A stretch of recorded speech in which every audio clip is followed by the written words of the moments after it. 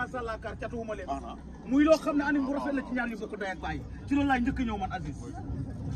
Babacar loolu c'est normal ñu tey bàyyi comme suñu rafet la suñu doom la ñu taxaw ñun ñëpp c'est normal que su amee bis ñu taxaw ko comme noonu ñu taxaw et c'est très normal loolu rek la mais mu mel ni da nga nekk ci ginnaaw di coacher di maanaam di def li nga war a def mais des fois mën naa ne da nga ci doo ci boole bruit bu bari loolu tamit lan la. waaw loolu mooy am rakk rek mooy liggéey ñu nekk ci ginnaawam di ko encadré di ko indiqué fi mu war a jaar ak li mu war a def ngir bëgg liggéey bi baax pour l'intérêt du sport ci l'intérêt du sport moo tax ñu toog ci ginnaawam di ko coaché di ko simplicité bi parce que yaa ngi génn ni ci biti fekk borom café bi nga doon waxal léegi nga jëm ci moom café Touba di naan simplicité bi Abdou Aziz lan la. waaw loolu c'est très normal café gi pour doomu aadama la doomu aadama la ci wax dëgg lañ ay doomu aadama jarul nga yëkkati sa bopp di réew nit moom nit du dara quoi te ñun ñëpp benn lañ on est ensemble liggéey rek moo tax ñu daje fi kon jarul jarul xëcc dara li gën a am solo ci àddina mooy am place ci kaw toog ci suuf loolu moo am solo am place ci kaw toog ci suuf wax nga lu am solo le 12 keroog ngeen yëngal lamb ji yëngutu lool ba ñu bare mujj ñu dugg ci arène bi te daggoon nañu ay billets ngeen feddaliwaat ko wax ci biir lamb ji wax naa ko bàyyi na man loo bëgg xanaa ñu wàññi le 12 ngeen jóge le 12 le 16 février ngeen ñëwaat andiwaat lu mel ni ki noonu mu mel ni da ngeen répété waat lu gën a pire li ngeen andi woon Aziz yéen ak amateurs yi nan la. waaw Albourakh moom façon bi muy liggéey genre pyramide ñu commencé ci suuf di yéeg di grimper jëm ci kaw c'est vrai que le 12 janvier passé vraiment stade bi à 15h ba 16h bii dëgg dañu obligé sax dem jëli réserve yoo xam ne dañ ko dencoon te mu nekkoon ay billets yoo xam ne Ama Baldé franc billet le 16 février la ñu mën a di ko jaay nañ vraiment amateurs yi ñëw nañ ko policiers yi ak gendarmerie ñoo mu jox arrêté leen vente yi kenn dootul dugg ci stade ñu accepté la ko pour sécurité de tout le monde vraiment pour le 16 février nag jël nañ disposition yëpp billets yi dinañ ko teel a jaay PPV bi gars yi commencé nañ jënd code yi li ñuy wax rek mooy incha allah bu combat bi desee une semaine dinañ commencé jaay billets pour permettre Sénégal yi bëgg a ñëw pour teel a jël sa ay matukaay incha allah financièrement kon mën nañ ne Albourakh combat bi mu duggoon diggante Gris Bordeaux ak Zarko ak ñi ci ajoon financièrement la ngeen ca doon xaar am ngeen ko ci. waaw am nañ ci satisfaction totale nag réussite li gën a am solo du xaalis bi li gën a am solo mooy woo nit ñi ñëw nga organiser dara mu jàll ci jàmm ak salaam c'est-à-dire que nit gaa ñëw ci nit amu ci problème te amateur yëpp am satisfaction loolu mooy première réussite. affaire finance nag Albourakh ni muy fonctionner bu démarrer saison moom li ngi def bilan ak calculam fin saison la koy def en juillet lay xam ni li mu dugal ci làmb ji ndax am na ci dara wala amu ci dara mais ñu ngi ko ci yaakaar di sant yàlla. le 16 bu ñu ci mën a xam. mbër yi tamit dama gis ne combat yi ni ngeen koy taxawal dafa mel ni mbër yi yéene ngeen leen bu ma ko waxee mooy ça veut dire que des fois am na mbër yoo xam ne boo xoolee dañ ne woon sax ci làmb xaw nañ cee génn ngeen indiwaat leen fay ay kase yoo xam ne ni ñu bëree bëri dañ jàpp ne daal da ngeen a dundalaat wala da ngeen a yéene lan la. waaw loolu mooy partage yéen a ñëpp am dara am na mbër yoo xam ne Albourakh def na ko daal jël combat à la face buy gi def ko combat spécial combat la boo xam ne gagné plus de 60 millions spécial soo gisee ren am na ay combat jéem kay refuse de balle combat bu cher la te kase yi presque dégg na 30 millions boo duggee tam Pokola Talfa kase yi tam ñoom ñaar soo leen doolee jege na 30 millions jusque dañu bëgg mbëri di dund seen ñàkk li ñuy liggéey ñu mën ci am dara et n'empêche que aussi derrière Albourakh am na ay partenaires ay sponsors yu ko permettre mu mën a def loolu wala dañuy fekk mbër yoo xam ne vraiment dañ leen bëggoon génn làmb dugalaat leen ci biir dafa ngi ñëw ay yeneen mbër yu bari yoo xam ne ay Cheikh Niang ay Djily bu Fass ay général bu Fass mbër yu pertoon espoir ñu fexe leen ñu amaat espoir ci seen vie bi question làmb rek mais ñu dundaat en dehors de mbër bi combat bi muy am c'est une promotion pour sa vie mu permettre que mu génnoon nekkat pour devant amaat ay fans amaat ay soppe mais nit su bëggee di bëree te kenn xam ne la mu mel ni ku la fàtte loolu Albourakh dafa bokk si loo xam ne vraiment da koy xeex mais dinaa ñëw tamit ci le fait que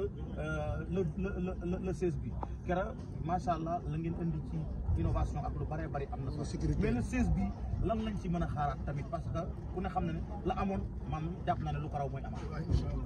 le 16 dina bokk ci combat yi gën a populaire dina bokk ci combat yi gën a xaar te dina bokk ci combat yi ëpp spectacle. le 16. dina bokk ci combat yoo xam ne képp ku ñëw ci stade lépp loo dundoo ci le 12 di nga dundaat gën a spécial. ñu ngi koy préparé ñu ngi koy waaj. maa ngi ñu man damay xaar face à face bi jeex na mu tukki dem ëpp ci tukki bi lu jëm ci combat le 16 minutes yàlla na ko yàlla mën a incha allah. gën a face à face am na fa waaye bi ma lay laaj mooy Siteu ak Balla. Siteu nee na la Diomaye Sonko xaw ma Diomaye xaw ma Sonko waaye man du ma yëngal làmb di jox ko cëram di joxuñu ma sama cër Siteu loo ko bëgg a xañ wala loo wax ne danga ko koy xañ ba mu waxee ak yow noonu. man ngeen ko def man suma gaañal la dañuy communiquer ma ak moom waaw Siteu day wax di ma jox may wax di ko jox léeg-léeg dañuy waxtaan ci téléphone loo xam ne après ci micro la ñuy tontante moom suma gaañal la quoi on communique et on fait la promotion de l'événement lépp lu ma wax ak Siteu rek c'est juste pour faire la promotion de l'événement ndax moom jaaykatu lamb la quoi cëram jox nañ ko ne ko jox nañ ko cër bi yëpp tey lépp incha allah mën na leen xaaraat moom Balla Gaye ñu gis ni dafay saa su ne Siteu buy wax dafay wax ni maa ngi nii li may jongante ñan la jàpp day wax ñu seqal rek xam nga ñun la seqal liggéey ban jongante lay wax Siteu c'est un communicant nga Siteu moom day communiquer te dégg nañ ko dégg ngeen nee ko jox nañ ko cër bi jox nañ ko lépp na téye cër bi maanaam du ngeen ko xañ dara kon su ma la déggee jaaduwul ci wàllu liggéey bi ñu set ak Balla Gaye ci liggéey duñ ko ci xañ dara dañ koy jox tout le maximum na respect qu'il faut parce que Siteu est un lutteur à respecter mbër la boo xam da nga koy jox cëram ndax boo ko joxee cëram day tax li nga bëgg lépp mu defal la ko te jar na jox cëram nit ku am mérite la dëgg la nee leen Siteu jox nañ ko cër bi yëpp mu dagg ci cëru Balla Gaye dollil ko mais bés boobu mook Balla tamit jàkkaarloo parce que Siteu mi ñu gis mu ñëw contre Modou Lo ñëw contre Papa Sow ñëw contre Lac de Guiers daa mel ni beneen Siteu léegi moo ne ci làmb ji bu bokkul ak Siteu bañ daan gis waaw man daal li ma xam te xam ko xam naa ni Balla Gaye am na combat Balla Gaye am très grand combat il a un combat très sérieux loolu man xam naa looloo waral mu war a dem INSEPS Balla Gaye incha allah dina dem INSEPS mois prochain février février lay teel a dem pour mën a def 4 mois donc préparation bi 2 phases am na phase boo xam ne INSEPS la koy dafa am phase boo xam ne Bulgarie la koy def donc Bulgarie c'est 2 phases adversaire bi moo mel noonu wala combat bi day jar na dem fu ne pour préparer mais am na ñoo xam ne tamit ñu ngi lay ne Aziz ku mën a jaay événement la ku mën a communiquer la ku mën marketing la parce que da nga ñëw andi fi daaw affaire empereur mu jur coow bii yoon nga ñëwaat ci affaire stade Abdoulaye Wade mu juraat beneen coow la gën a yokk mais Abdoulaye Wade ko ndax looy dëggal la wala lan la parce que daam mu génn na ba wax na lee wax na fële nga mooy sans limite wax na Sud FM astafurlah waa Sud FM non man li ma waxoon dama ni woon ku xam Siteu Balla Gaye am Liss Ndiago Ada Fass waruñu xaj arène nationale nit nag sooy organiser c'est da ngay prévoir ñu yaakaar ne lu fa xaj ñu bëggoon dem foofu am dàmbooj nee na kenn du fa ñëw waaw ñu ngi koy wax ni ko kon au revoir et bye bye ba beneen yoon yow foo bëgg a dem kon fii ñu am rek arène nationale amitié pare na de waaw amitié de pare nañu jàpp arène nationale ndax combat bi régularisé nañu ko pour CNG te biñ ko régularisé ba pare arène nationale lañ signé ok léegi nañ jox rendez-vous arène nationale ndax combat bi empereur plus la empereur bu ko daan yaay nekk empereur plus xam nga bii passé muy Tapha Tine ak Balla Gaye yëpp bi ñu bëree Balla Gaye dafa nekk empereur di am salaire ba amaat combat waaw ndax dañ leen waxoon ku ci daan dañ lay fay nañ leen ñoom ñëpp ba bi Balla Gaye amee combat la contrat yi jeex fa la waroon yëpp loolu lañ waxoon avant waaw waaye bii nag empereur plus la contre Siteu bi contre Siteu ku daan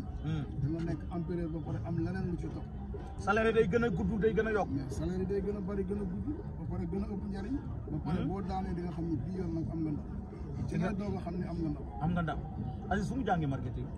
fii Sandaga nekkoon Sandaga rek ci booy temps rek juddoo fi Dakar waaw Géejawaay jàngee Géejawaay Limamoulaye école Pikine ba jóge fa dem banque islamique jóge fa dem Limamoulaye après dem Sandaga jóge fa dem Amérique loolu mooy sama parcours mooy parcours bi mais am na koo xam ne foofu laa jeexale yow muy Bada Dione muy sa xarit ngeen yàgg lool dem mu def bëri ci dem benn déclaration ne bàyyi na lépp luy làmb ci mbëru Bawal rawatina jàpp leen parce que nag ay wax yoo xam ne mu ngi jóg di jóge ci ñi ànd ak mbër yi des fois ñu koy touché ay kàddu yoo xam ne moom mënatu ko gérer te lu ci bëree bëri ñu bëri jàpp nañ ne sa relation ak moom bokk na ci li ko fondé